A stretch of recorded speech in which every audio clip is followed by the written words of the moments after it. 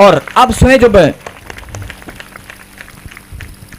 निकाले परमेश्वर के कलाम से, जिनको लगता है कि यार मेरे घर में 7 की जगह 70 आ गई हैं, 91 भजन संहिता और 11 को पढ़ेंगे जल्दी से। हालेलुया। पहले 10 को पढ़ें, 10 को 91 10 को पढ़ें। इसलिए कोई विपत्ति तुझ पर ना पड़ेगी, ना कोई विपत्ति तुझ पर ना पड़ेगी, ना कोई दुख तेरे डेरे के निकट आएगा। ना कोई दुख तेरे डेरे के निकट आएगा। डेरा मतलब जहां तेरा घर है, जहां भी तेरा घर है, जहां भी तू रहने वाला है, वो तेरे डेरे के निकट कोई विपत्ति नहीं आएगी, कोई दुख नहीं आएगा। और 91 का 11 पढ़। क्योंकि वह अपने दूतों को तेरे निमित्त आज्ञा देगा कि जहां कहीं तू जाए वो तेरी रक्षा करे। बोला हालेलुया। हालेलुया। अगर आप अपने दरवाजों को बंद करेंगे, अगर आप प्रार्थना में मजबूत बनेंगे, भले ही दुष्ट आत्माएं कितनी भी तैयारी कर लें, कितना भी झुंड बना ले, कितना भी हमला कर ले, आपको लगता है कि मैं पहले थोड़ा कर्जा था, कर्जा और बढ़ गया। आपको लगता है कि पहले मैं बीमार था, मैं ठीक हुआ, मेरा बच्चा बीमार हो गया, मेरा बच्चा ठीक हुआ, मेरी मम्मी बीमार होगी, मेरी मम्मी ठीक हुई, मेरी दादी बीमार होगी, मेरी दादी ठीक, घर में बीमारियों की लाइन लगी हुई है, पैसा हॉस्पिटल में बार बार जा रहा है। आपको जब लगता है, आप कमजोर हो जाते हैं। जब हालात और परिस्थिति को देखकर आप कमजोर हो जाते हैं, यही बात परमेश्वर आपको समझाना चाहते हैं। सुन ले मेरी बेटी, सुन ले मेरे बेटे, ताजपुर चर्च में प्रॉफेट बजिंदर सिंह मिनिस्ट्री में अपने कदम निकाल कर देख। अगर घर पे बैठा है तो प्रार्थना में विश्वास करके देख। ऑनलाइन अगर सुन रहा है तो आज विश्वास कर और इस बात पर ईमान रख कि अगर तूने फैसला किया है कि मैं अपने दरवाजों को बंद करूंगा, मैं प्रार्थना में बढ़ूंगा, तो प्रभु ने वायदा किया है। क्या वायदा किया है?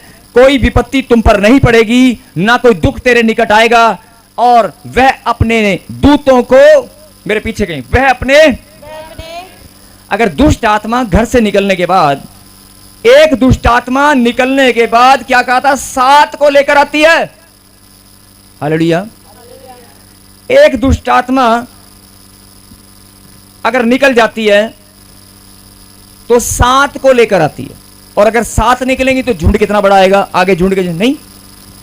अब ध्यान से सुने, परमेश्वर ने कहा कि तुम्हें वो झुंड या उस चीजों से जो डर लगता है, जब हालात और परिस्थिति, जब प्रॉब्लम बढ़ जाती है तो आप कमजोर हो जाते हैं, आपको डर लगने लगता है, लेकिन आप मेरे वचन को भूल जाते हैं। मैंने ये भी तो वायदा किया है, ये भी तो तुम्हारे लिए है कि कोई विपत्ति तेरे घर पर नहीं आएगी, तेरे डेरे के निकट नहीं आएगी, कोई दुख तेरे पास नहीं आएगा।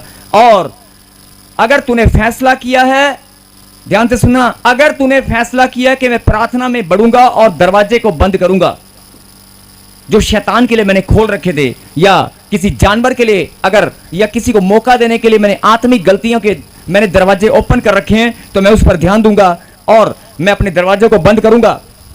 तो फिर परमेश्वर का वायदा सुने, लिखा, वह अपने दूतों को तेरे निमित्त आज्ञा देगा कि जहां भी कहीं तू जाए वे तेरी रक्षा करें। बोलो आमीन। आमीन। अगर छत पे जाएगी, घर में जाएगी, गाड़ी में बैठेगी, हॉस्पिटल जाएगी, कहीं भी जाएगी, स्कूल में जाएंगे, अगर तुम्हारे बच्चे भी एक्टिवा लेकर कहीं निकल गए हैं, बहुत सारे पेरेंट्स को डर लगता है मेरी बच्ची बाहर गई है, वह अपने दूतों को तुम्हारी, जहां भी कहीं तुम जाओ, तुम्हारी सुरक्षा के लिए भेजेगा। बोलो आमीन। आमीन। और पढ़ना, तो जब आप पढ़ते हैं आपको लगता है प्रभु ने वायदा किया कि हाँ, प्रभु ने वायदा किया, वो अपने दूतों को भेजेगा। आपको एक रिलैक्सेशन मिल गई, आपको आनंद आ गया कि हाँ प्रभु, हाँ स्वरदूतों को भेजेगा, मेरे परिवार की सुरक्षा होगी, कोई बीमारी मेरे निकट नहीं आएगी। नहीं, एक शब्द पर जरा ध्यान दें। अभी आपको अच्छा लगा ना? हाँ जी, जिनको अच्छा लगा हामीन तो बोल दो। आपको अच्छा लगा ना कि परमेश्वर ने वायदा किया कि कोई विपत्ति तेरे पास नहीं आएगी, कोई दुख तेरे डेरे के निकट नहीं आएगा, और परमेश्वर ने वायदा भी किया है कि वह अपने दूतों को तेरे निमित्त आज्ञा देगा, और जहां कहीं भी तू जाए तो तेरी रक्षा करेंगे। हाँ जी, अगर आपको ये बात पता चल जाए कि मैं कहीं भी जाऊं, मेरे बच्चे कहीं भी जाएं, मेरी फैमिली कहीं भी जाए, मेरे बच्चे कहीं भी जाए, मेरे मम्मी डैडी कहीं भी रहे, उनकी रक्षा कहां से होगी? कहां से होगी? परमेश्वर की ओर से सुरक्षा स्वर्ग से होगी। हाँ जी, आपने सुन लिया, आपको आत्मा में आनंद आ रहा है, आपको समझ में आ गया कि मेरे घराने की सुरक्षा, मेरे परिवार की, मेरे बच्चों की सुरक्षा कहां से होगी? स्वर्ग से। अब जरा ध्यान से सुने, इसी वचन में एक गहरी बात और लिखी है जो आपने ध्यान नहीं दिया। वह अपने दूतों को, मेरे पीछे बोलो, वह अपने दूतों को, फिर से बोले, वह अपने दूतों को तेरे निमित्त, किसके निमित्त? किसके? तेरे निमित्त। मतलब अगर तुम्हारी फैमिली के 5 बंदे हैं तो 5 के लिए एक एक स्वर्गदूत अलग से आएगा। अगर आप 10 बंदे हैं तो 10 स्वर्गदूत आपके लिए अलग अलग आएंगे तेरे निमित्त। यह प्रभु का वायदा है। आपको लगता है कि और प्रभु ने दूत पे जैसे ये ओ तो मेरी बेटी ना चल गई, मैं भी बाहर जाना, मैं किधर जाऊंगी? नहीं, ऐसे नहीं। आप समझें, तेरे निमित्त अपने दूतों को भेजेगा। नहीं, आपने फिर से ध्यान से नहीं समझा। क्या लिखा? आज्ञा देगा। क्या देगा? आज्ञा देगा। परमेश्वर कमांड करेगा, चल दूत तू निकल जा। कोई राधा, कोई सपना, कोई सोनी, कोई बिट्टू, कोई वो, कोई ए बी सी डी, अलग अलग जगह पर जहां भी है, जहां भी जिस घर में है, दूतों को आज्ञा देगा, चला जा। आमीन। उसका नाम लेकर, नाम के निमित्त आज्ञा देगा। तेरा नाम लेकर परमेश्वर आज्ञा देगा। अरे कोई कृष्णा, कोई भोला, कोई परमजीत फलाने गांव में बैठा है, तेरे नाम के निमित्त आज्ञा देगा कि जा, उसके साथ चला जा। जहां भी कहीं वो जाए उसकी सुरक्षा कर, जहां भी वो रहे उसकी सुरक्षा कर। आप सब जानते हैं कि परमेश्वर का कलाम सत्य है। बोला आमीन। आमीन। आप दुष्ट आत्माओं को देखकर डर जाते हैं, आप प्रॉब्लम हालात को देखकर डर जाते हैं, लेकिन अगर आपने परमेश्वर की बात को ठीक से सुना और समझा, आपके निमित्त भी स्वर्गदूत आएगा। परमेश्वर आज्ञा देगा। अगर आप फैसला करेंगे कि मैं अपने दरवाजे को बंद करूंगी, मैं प्रार्थना में मजबूत बनूंगा, मैं परमेश्वर के धन्यवाद में बढ़ता ही जाऊंगा, मैं पवित्र जीवन जीने में बढ़ता ही जाऊंगा। अगर आपने फैसला किया है तो परमेश्वर ने कहा मेरा भी वायदा है। अगर शैतान एक दुष्ट आत्मा निकलकर 7 को लाती है, 7 निकलकर 70 लाती है, 70 निकलकर 70,000 लाती है, लाने दे, आने दे, जितनी आती है आने दे। कोई तेरे डेरे के निकट नहीं आएगा। आमीन। कोई दुख तेरे डेरे के निकट नहीं आएगा। तेरे नहीं, तेरे डेरे के निकट नहीं आएगा।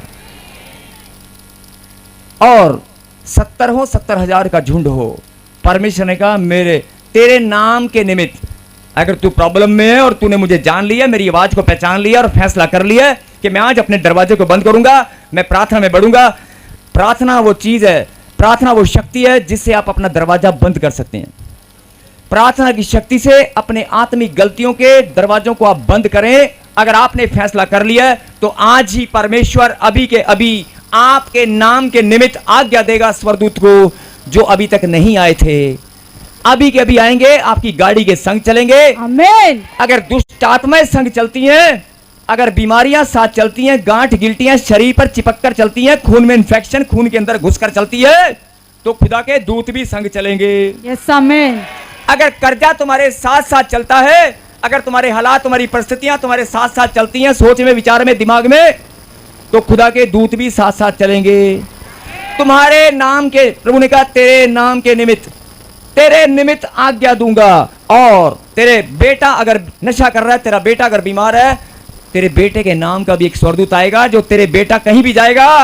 आज तक चिंता कर रही थी ना, समझने की बात है, आज तक चिंताएं कर रही थी कि क्या होगा, उसके साथ भी एक स्वर्गदूत जाएगा। जहां कहीं भी जाएगा उसको सुरक्षा मिलेगी। आपने बहुत बार देखा होगा प्रार्थना में प्रभु के दास लोग जब प्रार्थना करते हैं तो क्या बोलते हैं, या मैं भी अगर कोई प्रार्थना करता हूं क्या बोलता हूं, चिंता ना कर, परमेश्वर पे भरोसा कर, छोड़ दे, उसकी योजना, उसकी सुरक्षा महान है, वो अपने आप, उसकी मैनेजमेंट महान है, भरोसा कर, छोड़ दे। वो तुम्हारे बच्चों के नाम के निमित्त, तुम्हारे निमित्त, तुम्हारे परिवार के एक एक जन के निमित्त आज्ञा देगा, कमांड करेगा, चलो निकल आओ और चले जाओ, उसकी सुरक्षा में आएगा। आज जो लोग इस बात को समझ चुके हैं उनके साथ स्वर्गदूत चलेंगे। आमीन। उनके साथ प्रभु के दूत चलेंगे और